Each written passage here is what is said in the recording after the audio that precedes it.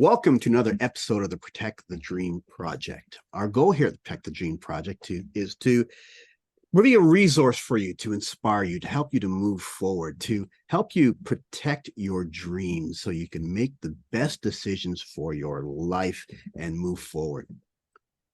Picture yourself on a beach.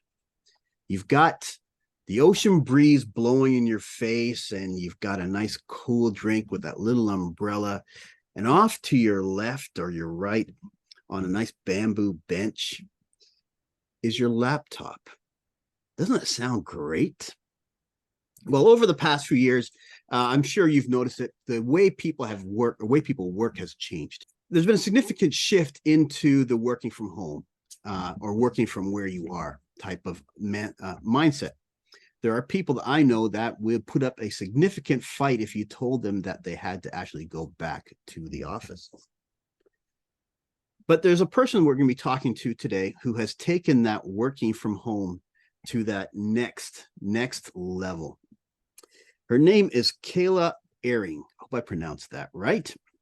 She is the author of a soon-to-be-released book called How to Be a Digital Nomad. And she's here to talk to us today about taking that leap. Kayla, thank you for joining us. I appreciate you being here. Hi, Mark. Thanks for painting that picture. Who doesn't feel more relaxed thinking about the beach and the palm trees? I know, right? It's like, oh man, I wish I could be somewhere else, but here and take all my stuff with me.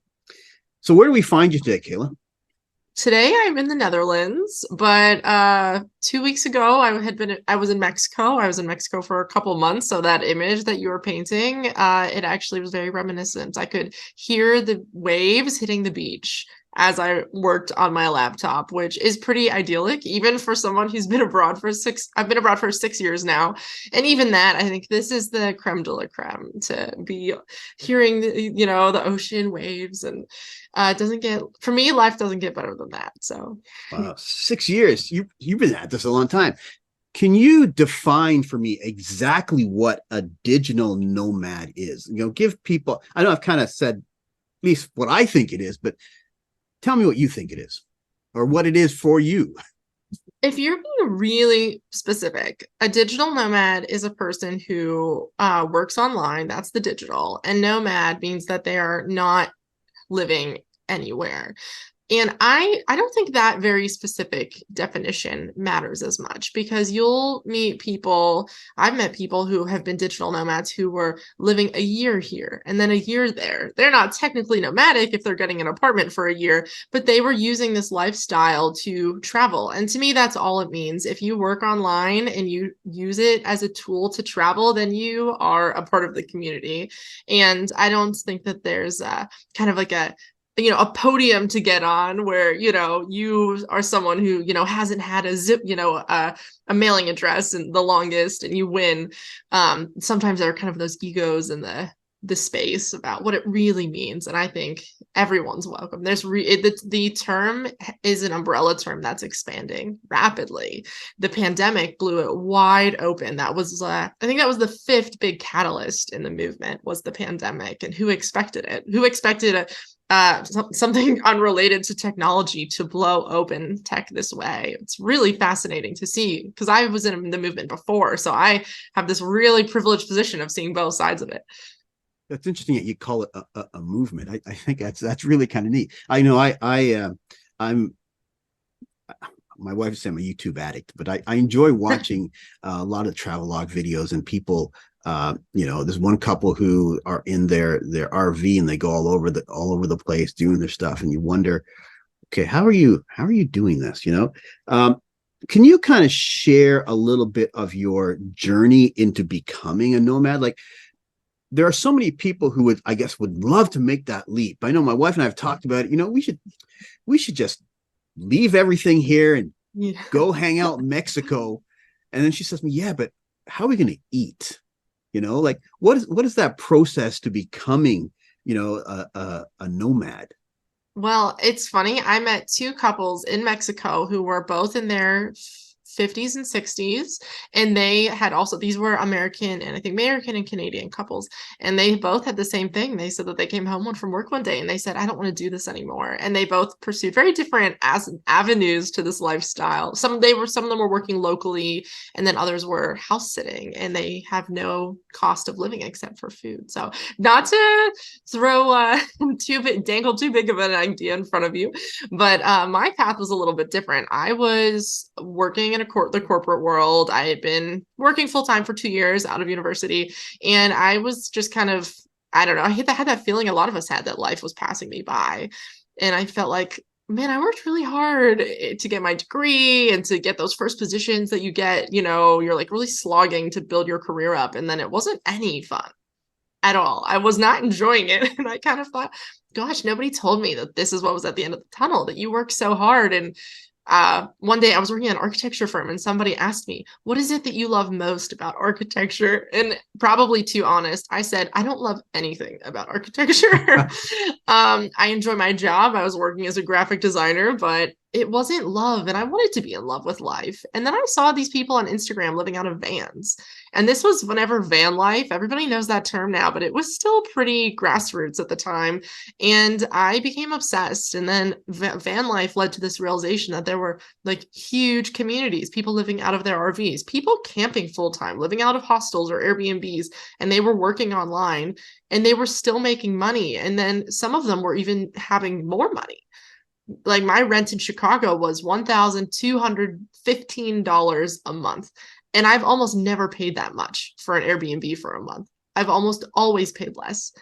And I don't have my same salary in Chicago. I've gone through a lot of different career, chapters, but this lifestyle does not have to cost as much as your normal life. You might be able to afford it. And then like a bigger light bulb moment, I think, is you might actually be more financially secure afterwards. I like this line that you have in your book. It says, if you want to slow the rate at which the sands slips through life's hourglass, have as many new experiences as possible. And I read that. I said, yeah, that makes a whole lot of sense to me, because I'm in my 50s, right? And one of the things I've always liked to do is I love being on the road, but I'm kind of settled here on the east side of Toronto. But the idea of that freedom to be able to roam at will still calls my name. But I've got two young ladies that I have to keep in school, so that responsibility also weighs on me. Which brings me to my next question: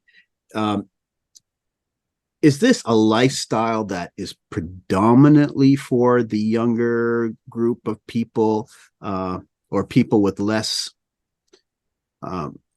attachments? Attachments? I don't want to use the word responsibilities, because that's not necessarily the case, I understand, right? though. But yeah.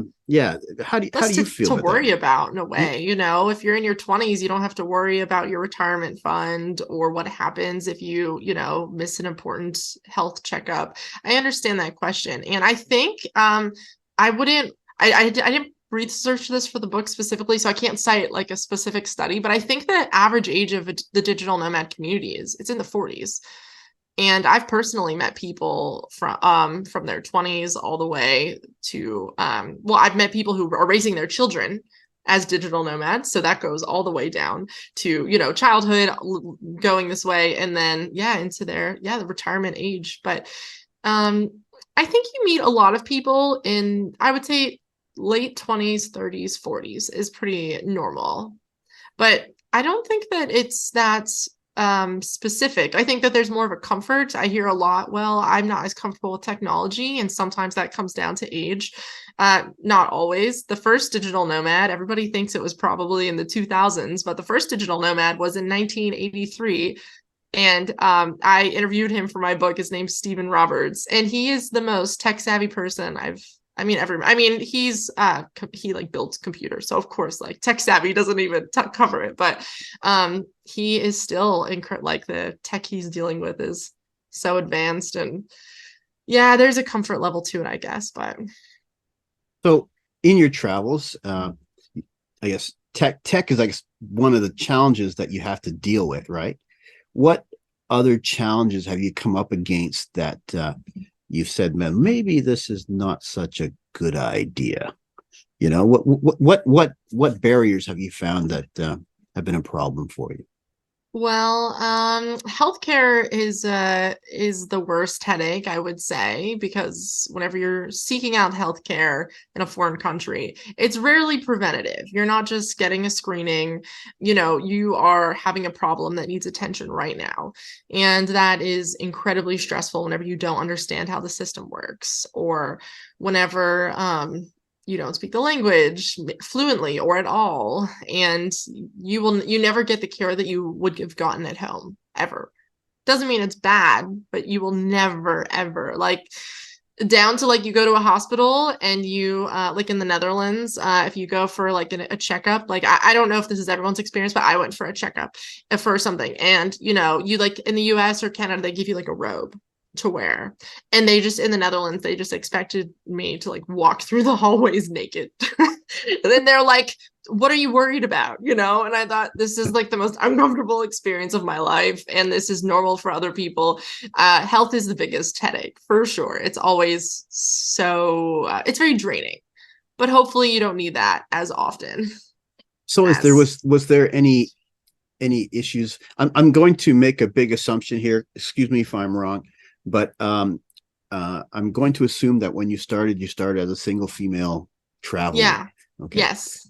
Um, did that present any kind of significant barriers or dangers that had you concerned? I was cautious, but I was always, I think, I mean, I grew up in the US, and people always tell me to be careful abroad. Americans like to tell each other to be careful. It's like, well, I'm driving home, and they say like, well, be careful. And I didn't notice that until I moved abroad, but now I do. And I will tell people like, well, you be careful, because actually, it's like not as safe. The US has a lot of violent crime. So I don't feel like my safety level changed. But I also was very cautious, and you exercise a lot of kind of safety. I kind of call it like it's like sonar, like the like sweeping, like surveying your surroundings. Do I feel uncomfortable? Is someone here making uncomfortable? Is it getting too late? You're kind of in this constant feedback loop of safety. It's a very loud, constant sound kind of going in the back of your mind. And I now travel with my husband, so I look at things differently. But I've encountered some crime abroad. It hasn't been bad. Somebody robbed my hotel room and took all my money. That was, somebody pickpocketed me. I take responsibility for the pickpocketing because I put my phone in my back pocket, and I knew it was bad, but I was getting into a cab, so I was like in a hurry, and um, I think a lot of safety abroad, or safety in general. No one deserves to be a victim of crime, but you can keep a degree of it.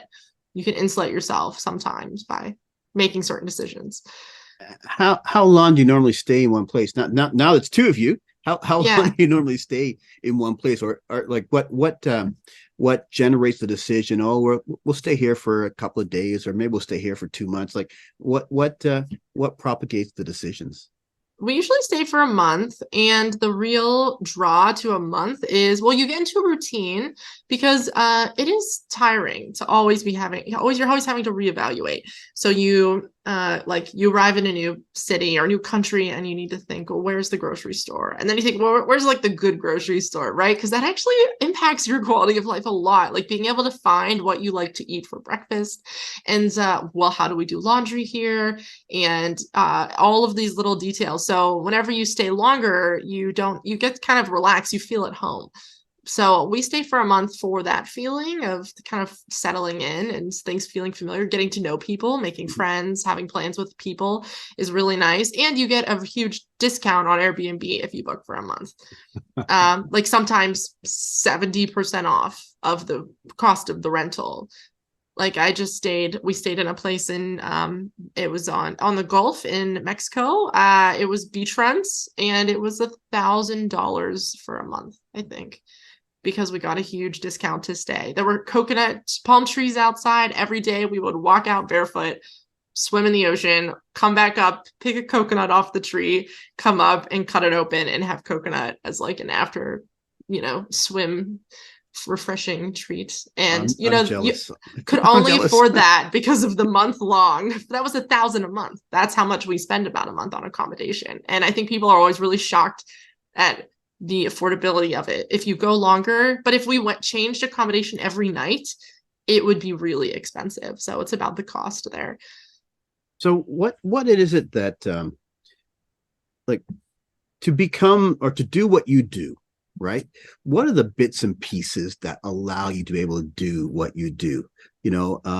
Someone who's just thinking about it and like where do I start? What do I need? What are the parts that I need? You need less than you think. So you need money that you're making online, and that's the hardest part.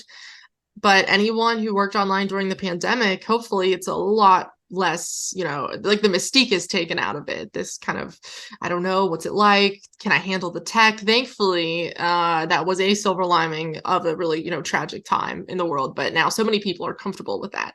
So if you can get an online income, then you just need to want to travel. You don't have to go abroad. You can if you want. You don't have to. You don't have to go far. You don't have to go long. You could go, I would say, if you want to try this lifestyle and you get online work or you have it now, go visit someone for a week and just ask them, like, are your parents retired, or is there someone that who also works from home? Do you have a best friend that lives across the country? Say, hey, can I come spend a week with you? And we can be co-working buddies and work together, and just you feel that freedom of, I could have been in a cubicle, but instead I'm sitting here like at my sister's kitchen table while she's also working. To me, that is like the perfect way to get into the lifestyle. And family or friends, that's a huge payoff. I visit my family a month a year, and I stay with my parents and my sister, and I could have never done that whenever I just had a normal job. I grew up in Pennsylvania, which is like the northeast of the US, and then I was living in Chicago, and I just came home for a few days at a time. I never came home for a month. I would have had to be fired to come home for a month.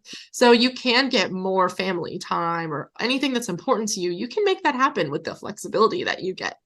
That's long enough for your parents to ask you when you're leaving, right? Oh, no. um, you talked about in your book the triangle of freedom. Can you Yeah. kind of expand on what the triangle of freedom is? Yeah. So that term was coined by Travis Sherry. And he invented the triangle of freedom. The first point is location freedom. And this is also the emotional roller coaster that I think every digital nomad goes on. You think, I don't care where or how I work. I want to be somewhere cool. I want to be in Bali working. But then after you're waking up at 1 a.m. for Zoom calls or staying up, you think, okay, there's a little bit more to it. I also want time freedom. That's the next point so it's location, time. I want to be able to work when I want. And then after that, the third point, I think everyone kind of naturally reaches for, I want to make money exactly how I want. Especially if you're working online for a while, you realize what you're good at. And hopefully you realize what you're good at in a normal job as well, like in person. But it's something about being online because it's just you and your computer. You don't have that like going through the motions of showing up at the office. You have to, like, I feel like you feel the dread more, where you think, I hate doing this task, or you think, oh, this is nice and relaxing. I'm going to put on some, music, and, this is like, look at me on a Tuesday afternoon, sitting in a cafe in Bali doing this. And you think, oh, you kind of realize what you like, what you're good at. I think that something about working online makes it a bit more apparent. And that's financial freedom, being able to make money doing what you want. So that's the triangle of freedom. That's a triangle I think I'm going to want to try. I've been trying to work it out in my mind. How can I take advantage of this? Right. The whole online thing. I love doing the podcasting. It's a lot of fun. And as an entrepreneur, I've been self-employed for many, many years, but I never thought about necessarily taking the whole show on the road, but it's actually not such a bad idea to do. But what about traveling with pets? Do you travel with pets? I don't, but a close friend of mine does. She travels full time. I think she's been abroad for 10 years.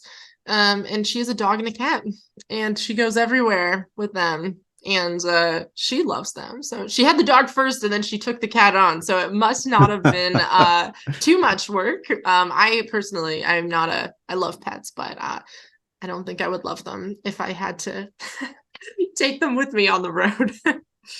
What do you foresee yourself ever going back to that, I guess, for lack of a better term, traditional lifestyle, setting up in one location and Yeah, you know I do. I actually call that normal life in the book, in quotes, normal life. And I say this in the book in the very beginning, or in the first chapter, there's not like normal life is a good place. And it's not this thing to say like normal life's terrible, so I'm gonna run away. You have to say, I would like to travel more. But normal life is a place with a lot of good things. So I say that up front, like, let's not bash on normal life at all, because we'll all end up back there. I don't know anyone who's truly nomadic, who has been truly nomadic for longer. I think 10 years might be the limit. And even those people, they got an apartment somewhere for 3 years and stayed in one place. And the normal, we all crave those things. We all crave an herb garden and, a book collection. It's very normal. And I'm sure my husband and I will do that at some point. We talk about where, and then we still get to choose. So it doesn't feel like we're changing everything, because we get to pick whatever country we want. And in Europe, that's quite the luxury, because if you have a European passport, you can live anywhere in Europe. So the flexibility is still, within our lifestyle. and it's almost as if you drive an hour in any direction, you're in a different country speaking a different language, right? So Yes. unlike being in Canada or the United States, where just to get out of our province, you're driving 2 to 3 days, right? Just to get out of our province of Ontario. So it's crazy. It's crazy. Yeah. But my next question for you, Kayla, is where can our our viewers and listeners get a copy of your book? Now it hasn't been published yet. It is coming out soon. Yes. Yeah, January 30th. It's coming out worldwide and to everywhere but North America. It comes out January 3rd. So January 3rd in North America. And January 3rd is everywhere but North America. Oh, okay. And North America is January 30th. Okay. Well, I think it's a fantastic book, and I'm almost all the way through. I haven't read all the way through, but it's pretty good. It really kind of gets the juices flowing and starts you thinking about, okay, here I am looking at my computer, wishing I could be somewhere else, and I can be somewhere else. It's like an eye-opening experience, realizing that yes, you can do this with a little bit of common sense taking place, and the gumption to kind of get off your butt and take that leap, right? What was it that made you, other than, okay, yeah, I know that you didn't like your job and those kind of things, but to go from not liking your job, which is a very common situation, to make that actual, I'm going to do this, and picking a date saying I'm done. I think that's amazing, just to be able to make that decision, right? How moved were you to make that decision? I was so scared. I was as scared as anyone who ever becomes a digital nomad will be. So I say that because fear is really not a barrier to entry. I think it's almost a requirement to be like nervous about the unknown, because it's so unknown, especially if you're leaving the country and going somewhere new. I mean, you do not know what you're in for.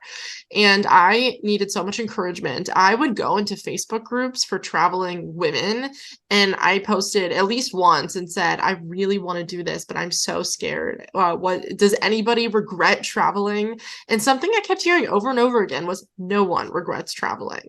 That single line was said over and over and over again. And I started to believe it. And then I bought my backpack that I was going to carry, and I started getting my gear. And I even wrote on a post-it notes, don't be scared. And I put it on the wall next to my backpack, because I lived in a one-room apartment, so I could see it at every moment that I was home. And then one day I was so scared, And I actually picked up my backpack and moved it to cover up the post-it because I thought, I can't. I don't know. I don't know if I can do this. And I saw a video. It was one of those kind of social experiments. It was New York City where they had people put out like blackboards or whiteboards and said, "What's your biggest regret?" And every single thing that New Yorkers stopped and wrote on there all day said not doing this, not having done that, not taking this leap. And I thought that's going to be me for sure. I mean, I was 23, I lived alone, I was single, I had nothing, I had no reason to not go. And I thought, if I can't make time now, how would I make time whenever I have to share these decisions with a partner, or if I have kids, or I thought it's really, I will never have fewer excuses. So that was the push for me. It's kind of that reality check. And I was still scared whenever I quit my job. I gave 1 month's notice, and I was so scared that sitting in that meeting with my boss, my glasses fogged up from me sweating. They like fogged up under my cheeks. I did not look confident. I didn't feel confident. I had to fake that confidence a lot. With your travels, what was the first country or the first place you went to, and how have you adapted to the different cultures that you find yourself in? The first place I went was Mexico. And I had never been to Mexico, and I was also quite scared to go. And I thought, if I'm not brave enough to go to my own neighbor, then I am not brave enough to see the world. So I thought I have to start with my next door. And I guess from there, I learned as I traveled more to kind of have neutral expectations. That's kind of been one of my adaptations, because you read a lot online and you get really kind of worked up with what you expect or want something to be. And it can be distracting from what an experience actually is. And sometimes that's just a miscalculation on your part. Like, you thought that you'd be on the beach every day, and here it's like really cold actually, and you're not, and you feel disappointed. And sometimes, it's weather. We went to Montenegro. My husband and I went to Montenegro in May, and we were there for 2 weeks, and it was like torrential rain. It was like record rainfall. And we thought we are going to be out on like every day hiking the mountains. We never went. I think we went out once to do anything besides the grocery store. It was just absolute, like, it was flooding. It was, you can't predict. You're not in that, like, you let go of a lot of that control. So for me, that's one of my adaptations, is to try to be really neutral and just to see what makes a place special, and to keep your eyes open for those things. Like, the first time I was in Mexico, I didn't notice how happy people were, but we were just in Mexico now for a few months, and I like, people smile all the time. The one, like, at the grocery store, the cashier smiles, and then the people smiling, like, if you get like an Uber, like, the driver's like waving at people and yelling hello to his friends that are passing by. And I didn't see that the first time. I think I was too caught up in what I thought I was going to see. So how many countries have you traversed to this point? Do you know? I actually just counted 30. Okay. Yeah. And I lived in the Netherlands for 5 of those years as a home base. I wasn't completely nomadic. So I had an apartment here in the Netherlands, and I was using that to travel around Europe. And then I was also integrating into Dutch society. So my husband is Dutch. And I moved here in 2018, and we thought it might be temporary. And then it ended up being longer term. And that kind of like, I kind of triggered this tripwire that made me integrate. It said, like, well, if you're going to stay here, you have to integrate into society. So then I went down that hole of being like a real expat and immigrating into a country and getting another passport. And that was a whole other international experience, a whole different thing than being a tourist. Now, I'm curious, when you're choosing your first country to go to, and you chose Mexico, why not Canada? Being a Canadian, I'm going to ask the question: why not Canada as opposed to Mexico? Did Canada not provide enough dissimilarity, or? I think it was too similar, and I actually did look at some things in Canada because as some like work exchanges, because whenever I first started traveling, instead of paying for accommodation, I was doing what's called a work exchange where you volunteer and people let you stay for free. So that was a way I was saving money. And I did look at work exchanges in Canada, but it was so hard to get there. It was like such a long drive or a bus ride, and the public transit in Canada is not I mean, it's nothing to be admired in the US, but it was also I couldn't find a way to get there, and it looked beautiful, and I thought I just don't know how I'm gonna. It was remote, but I love Canada. I we talked about moving there. We honeymooned in Canada. My husband and I love Canada, so there was no snub of like it's not cool enough, it's not exciting enough, because it is. There's it's still a bucket list dream to spend like 6 months in Canada traveling. Nice. Well, Kayla, I want to thank you for your time. I appreciate it. And again, please, do you have a website for your book that we can make sure we let everyone know where they can get a hold of it? On January 3rd in the world and on January 30th in Yes. North America? My website is called writingfromnowhere.com, and you can navigate there to the book tab, or you can buy it. A lot of bookstores are, it's listed in a lot of bookstores online, Amazon, of course, but also if there's a local book chain, they might have it. I don't know where it is yet. I don't have the details, but you can find it online somewhere in your country. Excellent. Well, thank you very much for joining us. I am going to I'm going to try and maybe broach this subject again with my wife and say, hey, you know what? Yeah. We need to get back on the road, load up the computers, let's find Yeah. internet connection and let's go. I So hope you do, and I hope you send me an email about it so I can hear what you're up to. sounds good. Sounds good. Thank you, Kayla. I Thank, appreciate it. thanks, Mark. Thanks for having me.